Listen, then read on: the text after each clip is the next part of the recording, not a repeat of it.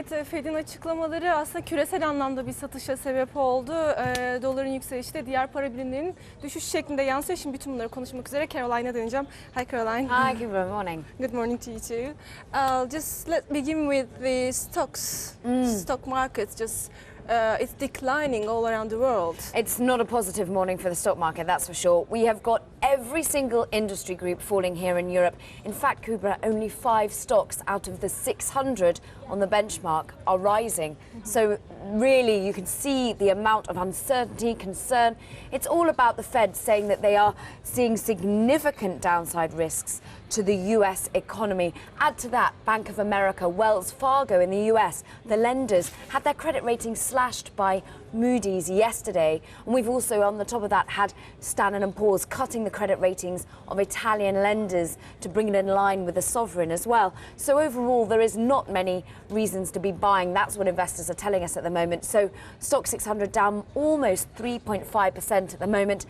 Basic resources really are falling. The miners, and it's all because copper, metals, oil, all are down because concerns about growth. So copper down or more than 4.5% at the moment. In fact, Kubra, copper has entered a bear market. That means it's down 20% off of its peak reached in February. So that's really bringing down all of the miners this morning. The likes of Kazakh Mis down 9%. That's a copper miner over in Kazakhstan. And also banks are down as well, as I can see. And also some of the stocks downgraded, as you told me.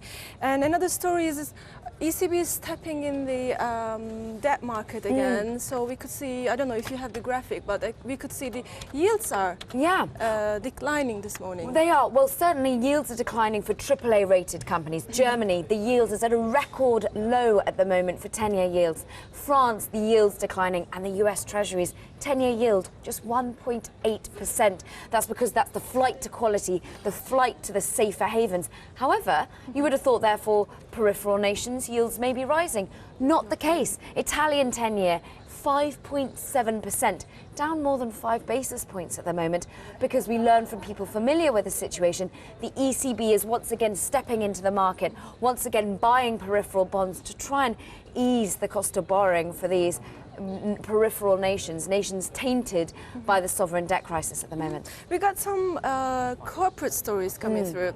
One of them is Logitech. It's a technological company, and it's all about the forecast. It is Logitech. It makes these. It makes mice for your computers. Well, webcams and everything. Exactly. Well, the interesting thing here is that Apple, as Apple builds up its sales, well, you don't use a mouse on your iPad. You don't use a mouse on your Mac potentially coming from Logitech. So that's really what's hurting its sales. There's worry about the business going forward to do with overall desktop computers. So that's mean for the second time in 2 months, Logitech has had to cut its full year target in terms of profits.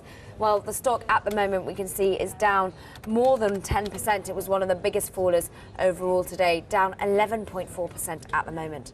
And another story is all about EADS. Yep. Its stock is also down. It's almost 6%, as I could see. Interesting. We're just getting some comments coming out of EADS at the moment if I bring up their stock. But overall, the stock is down today. It's all about how the sovereign debt crisis is now hurting corporates, hurting companies. EADS, there's rumours circulating the market. Les Echos actually printed it, the French newspaper. BNP Paribas and Société Générale, the French lenders, have apparently stopped lending to finance aircraft. Well, what does EADS own? Airbus. What does Airbus make? Aircraft. There's concern about financing going on of their aircraft. Will they be able to sell as many as they'd originally thought to? It was interesting, Kubra. I spoke to Airbus's Chief Operating Officer on Monday, John Leahy. He said that was his biggest concern. Biggest concern was European banks getting dollar financing, being able to finance aircraft, because they are all financed in dollars. So at the moment, EADS down more than 5.9%. We have had statements from the company saying that Callion, so that's Crédit Agricole's investment bank, BNP Paribas and Natixis don't plan to end jet financing.